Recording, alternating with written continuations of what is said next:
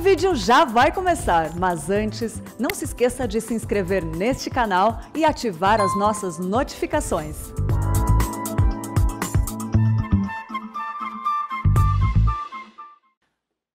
Quantos aqui trouxeram sua Bíblia? Levanta para mim, por favor. Louvado seja Deus. Quem tem o hábito de ter sua Bíblia apenas no seu aplicativo e não traz Bíblia impressa? Quantos? Alguns. Ok. Deixa eu fazer outra pergunta. Quantos aqui já são crentes há mais de 10 anos? Mais de 10 anos. Ok. Quantos aqui já leram a Bíblia toda, de Gênesis a Apocalipse? Louvado seja Deus, coisa boa. Então agora abra sua Bíblia no Salmo 119, versos 9 e 11. Hoje eu não vou fazer um sermão expositivo, vou tratar de um assunto. E estou muito feliz de ver esse diagnóstico aqui do nosso auditório. Salmo 119, versículo 9 diz: de que maneira poderá o jovem guardar puro o seu caminho? Observando segundo a tua palavra. Verso 11: guardo no coração as tuas palavras, para não pecar contra ti. Hoje eu quero conversar um pouco com vocês sobre o valor inestimável da palavra de Deus.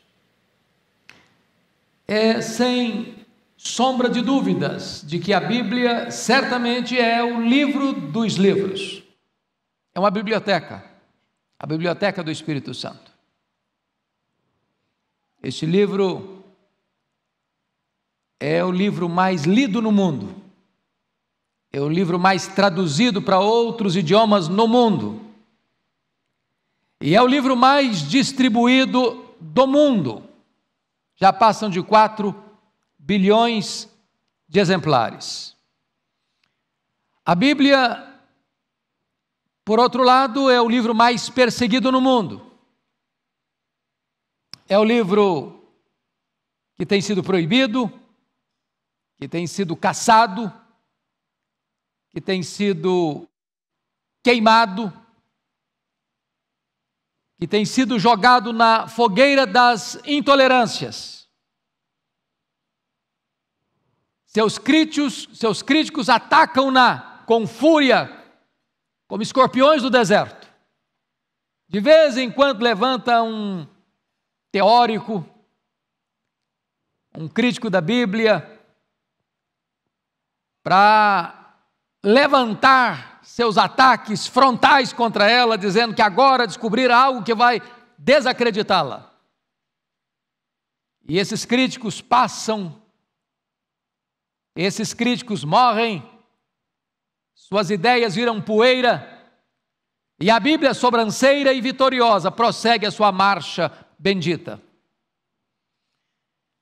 É curioso que recentemente a nossa Suprema Corte ínclita, Suprema Corte brasileira, entendeu que nós não deveríamos ter uma cópia da Bíblia nas bibliotecas, das escolas.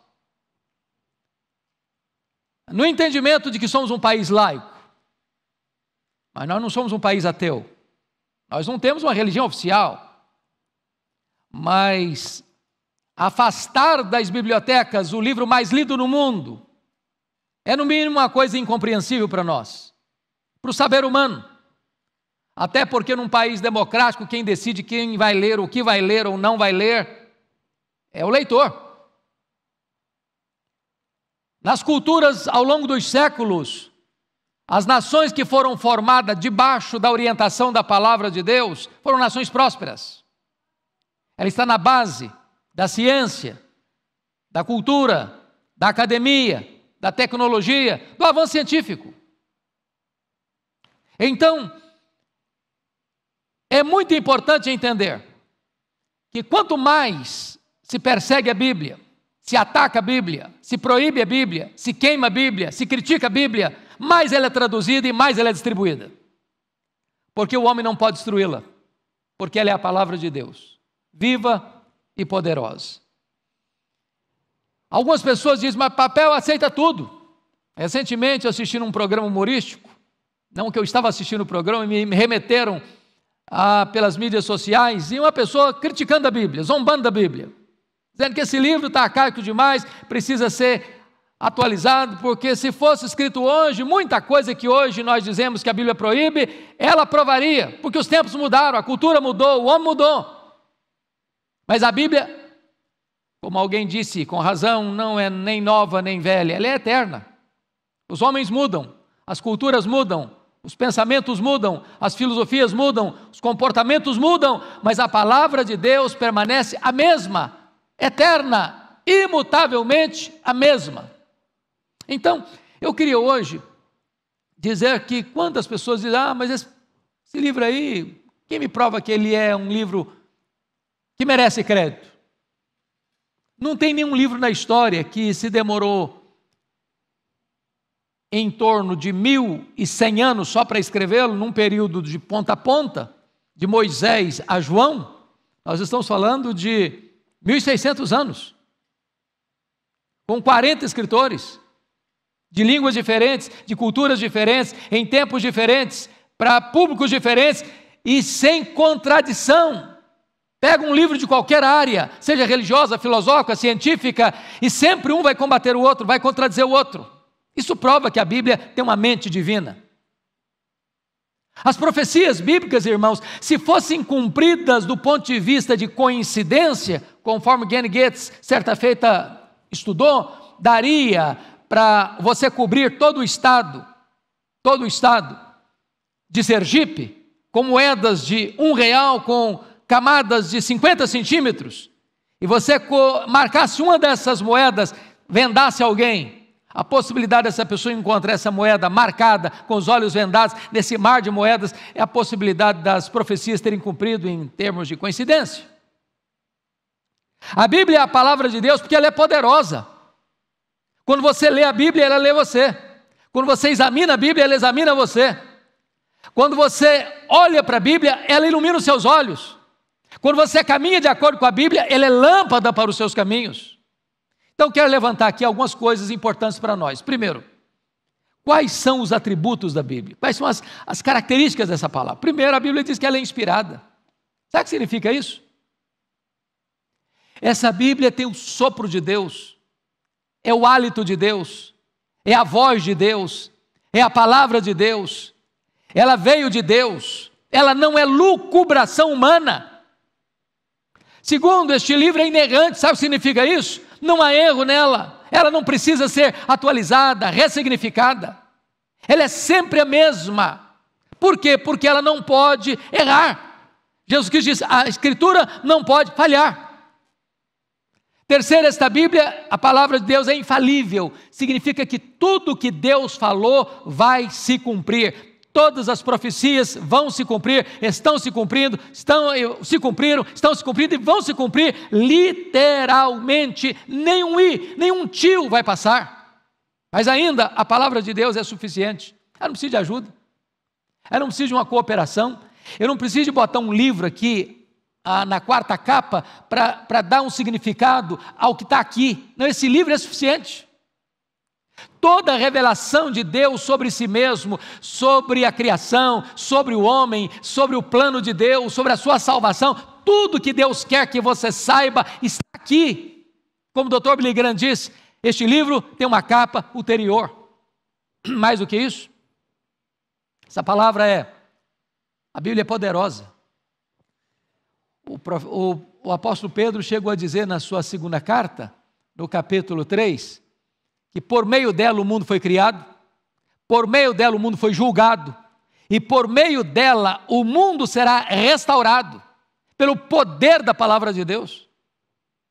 Mas ainda, esta palavra, meus amados irmãos, ela é espada do Espírito para defender, ou para você enfrentar o inimigo. Esta palavra é alimento para você, é pão, é carne, é leite. Esta palavra é para você tão preciosa que ela é melhor do que muito ouro depurado. Ela é melhor do que o mel e o destilar dos favos, mais saborosa do que tudo isso. Então, ame a palavra de Deus. Então, valorize a palavra de Deus. Então, estude a palavra de Deus. Então, medite na palavra de Deus. Mas deixa eu pensar em outra coisa com vocês. O que a Bíblia faz? A Bíblia diz que a fé vem pelo ouvir, e ouvir a palavra de Deus. Você quer ter fé? Estude a Bíblia.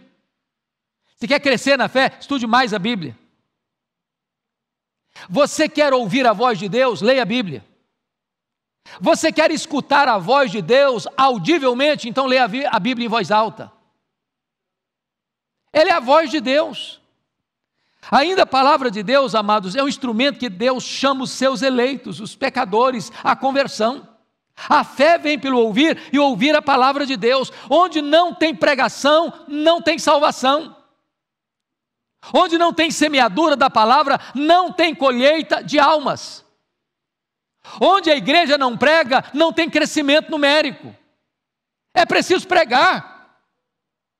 Eu louvo a Deus porque esta igreja tem 4 cursos no domingo e 2 escolas dominicais. Não é porque a gente quer encher o seu domingo todo, não. É porque a igreja entende uma coisa, é que é pela palavra que Deus chama as pessoas à salvação. É pela palavra que Deus edifica a sua igreja. É pela palavra que Deus fortalece o seu povo. É pela palavra que Deus instrui a sua igreja. Nós precisamos da palavra. Mas mais, é pela palavra que nós somos regenerados. É pela palavra que nós somos santificados, é pela palavra que nós somos fortalecidos em poder, é pela palavra que Deus traz avivamento para a sua igreja, como trouxe na época de Josias, como trouxe na época de Ezequias, como trouxe na época dos apóstolos, como trouxe na época da reforma, como trouxe na época dos grandes avivamentos. Todos eles brotaram da palavra. Não existe, irmãos, igrejas fortes sem a palavra. Tem muitas igrejas que estão recuando cada vez mais a pregação, tirando cada vez mais o tempo de pregação, e aí bota mais uma música, aí bota mais uma dança, aí bota mais um teatro, aí bota mais uma coisa, bota mais outra coisa, e a pregação vai enxugando, vai diminuindo, vai encurtando. E se você perceber, não tem saúde emocional, não tem saúde espiritual, não tem crescimento espiritual, não tem tutano espiritual. Por quê? Porque é pela palavra que a igreja é fortalecida, é pela palavra de Deus. Mais do que isso, a Bíblia diz que é pela palavra que você é restaurado. A lei do Senhor restaura a alma. Você está triste? Você vai ler a Bíblia, você é consolado. Você está desanimado? Vai ler a Bíblia, seu coração recebe uma B12 na veia. Você está assim, passando por uma tribulação, você lê a Bíblia e de repente um versículo salta aos seus olhos, como se fosse a primeira vez que você tivesse lido aquela mensagem, e que lhe enche o seu peito de doçura e de consolo. A palavra, irmãos. Mas deixa eu pensar noutra coisa. De quem a palavra fala? Qual é a mensagem central? Qual é o personagem central? E quando eu olho isso, a pessoa central da Bíblia chama-se Jesus Cristo. É sobre ele que nós aprendemos de Gênesis a Apocalipse. Ele é o descendente da mulher que esmaga a cabeça da serpente. Ele é o descendente de Abraão, mediante quem todas as famílias da terra serão abençoadas.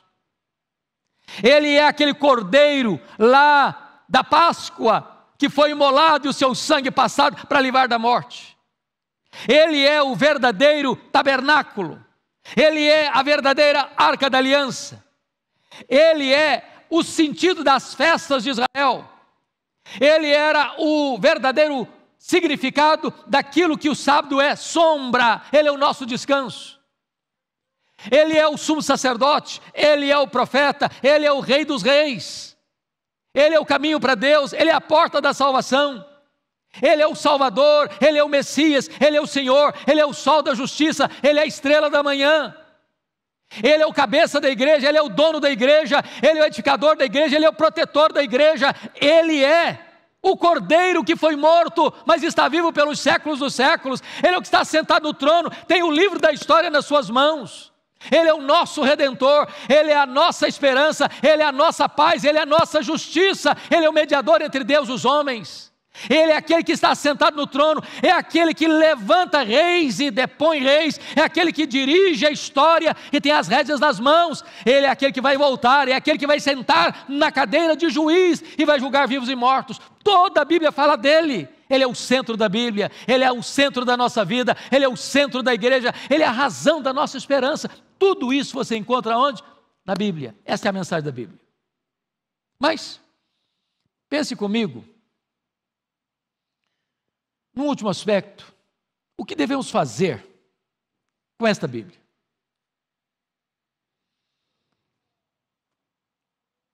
Primeiramente, amados, talvez nós pudéssemos pensar como Esdras, o escriba, quando a Bíblia diz que ele dispôs o coração para conhecer a Bíblia, para viver a Bíblia e para ensinar a Bíblia.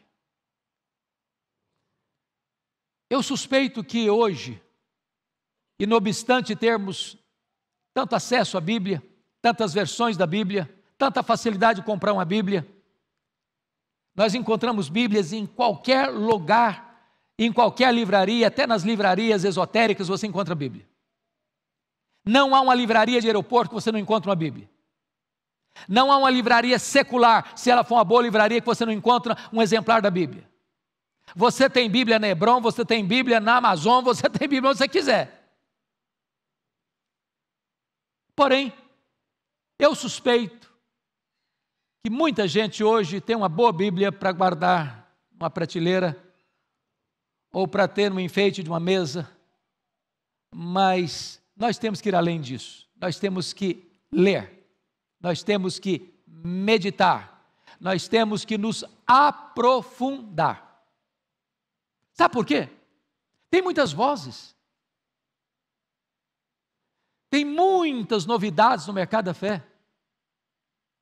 Você liga o seu televisor, ou você liga o seu rádio, ou você olha na internet, são tantas ideias, são tantos conceitos, são tantas doutrinas, são tantos ventos, são tantas novidades. Como é que você filtra isso?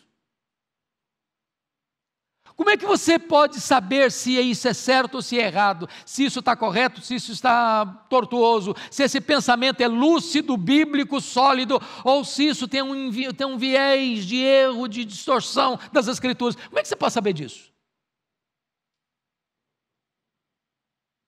Se você não conhecer, você vai comer na mão dos outros. Se você não conhecer, você vai ser massa de manobra. Se você não conhecer, você vai ser influenciado. Todos nós precisamos ser crentes bereanos. Não importa quem sobe esse púlpito, se é Arival, se é Hernandes, se qualquer outro dos pastores dessa igreja, você precisa manter sua Bíblia aberta e examinar se de fato o que está sendo ensinado é isso mesmo. Isso é ser bereano. A autoridade não é do pregador, a autoridade é da Escritura. Deus não tem nenhum compromisso com a palavra do pregador, Deus tem compromisso com a sua palavra. Então, pense comigo, que nós devemos, à luz das Escrituras, meditar neste livro de dia e de noite. Não significa que você não vai trabalhar mais, que agora você só vai ler Bíblia, não estou falando disso. O que na verdade é necessário é que você passe todas as suas atividades, todo o seu trabalho, todas as suas palavras, todos os seus compromissos, todas as suas ações pelo filtro da palavra de Deus. Bom, deixa eu pegar esses 2 versículos que eu li, dentro da aplicação. De que maneira poderá o jovem guardar puro o seu caminho? Se existe um grande desafio no mundo de hoje, não é só jovem não, até velho. É você guardar puro o coração.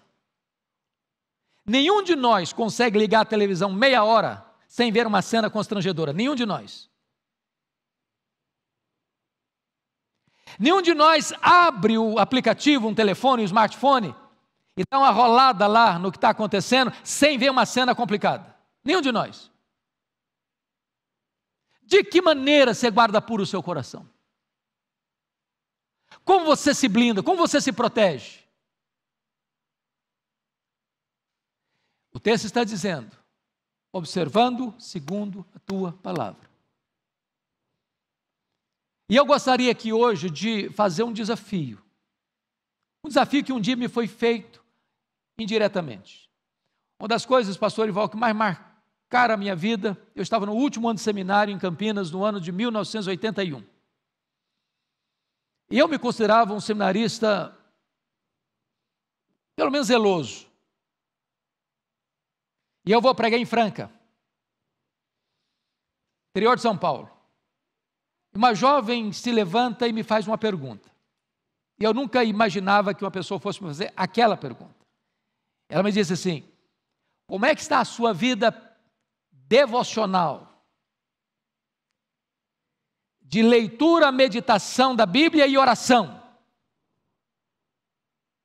E eu era estudioso. E eu procurava tirar as melhores notas.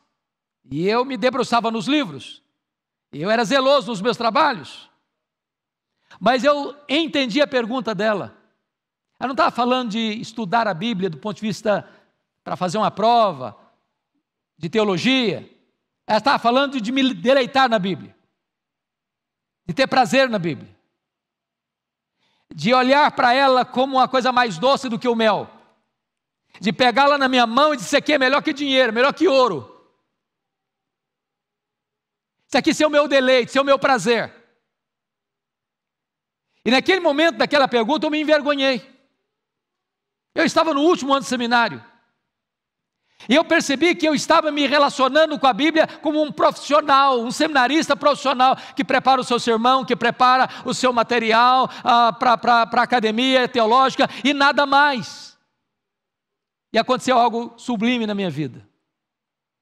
Eu passei, a partir dali, a reservar meia hora do meu tempo para ir para uma sala que era chamada no seminário de sala de meditação. Lá só tinha uma cadeira e uma mesa. E eu fui para lá sozinho. Na primeira semana, meia hora, 15 minutos eu lia a Bíblia, 15 minutos eu me ajoelhava e orava. Depois de 15 dias eu queria ficar mais tempo. Depois de um mês, aquele horário era o horário que eu mais ansiava que chegasse na minha agenda. Daqui a pouquinho outros colegas começaram a me vir e perguntar: o que você está indo para fazer ali? Eu estou buscando a presença de Deus, eu quero ir também, posso? Daqui a pouco alguns colegas batiam na porta do meu quarto e diziam: você pode orar comigo? E eu quero fazer esse desafio para vocês que estão aqui, para as pessoas que estão nos acompanhando. Tira um tempo para você estar a sós com Deus. Tira um tempo da sua agenda corrida para você entrar no seu quarto, no seu escritório, onde você puder. Fecha a porta, abra a Bíblia. Senhor, eu quero ouvir a tua voz. Fala comigo. E você vai perceber que algumas amarras da sua vida, algumas correntes da sua vida, alguns portões de ferro que prendem você, vão se abrindo automaticamente. De que maneira poderá o jovem guardar puro o seu coração? Observando segundo a tua palavra. Mas deixa eu olhar com vocês o que está no versículo de número 11 para encerrar. Guardo no coração as tuas palavras para não pecar contra ti. Dwight Lyman Moody, o maior avivalista do século XIX, escreveu em letras garrafais na capa da sua Bíblia a seguinte frase: este livro afastará você do pecado, ou o pecado afastará você desse livro. Você pode repetir essa frase do Moody comigo? Vamos lá? Este livro afastará você do pecado, ou o pecado afastará você deste livro. Vejam vocês três coisas no versículo 11. Primeiro, você deve guardar a melhor coisa. Não é dinheiro, não é dólar, não é ouro. A melhor coisa é a palavra de Deus. Não é guardar no sentido de esconder, de preservar. A melhor coisa é a palavra. Segundo, você deve guardar a melhor coisa no melhor lugar, não é na prateleira, não é escondido numa gaveta, mas no coração. Você deve guardar a melhor coisa no melhor lugar, em terceiro lugar, com o melhor propósito. Qual é? Não pecar contra ti. Que Deus nos ajude, irmãos, a amar a palavra de Deus, a ter zelo pela palavra de Deus, a ler a palavra de Deus, a meditar na palavra de Deus, a obedecer a palavra de Deus, a pregar a palavra de Deus, a perceber que ela é melhor que ouro, ela é mais doce do que o mel. E se você quer ter uma vida vitoriosa e bem-aventurada, permanece na palavra. Não se desvie nem para a direita, nem para a esquerda. Que Deus nos ajude, que Deus nos abençoe, em nome de Jesus. Amém.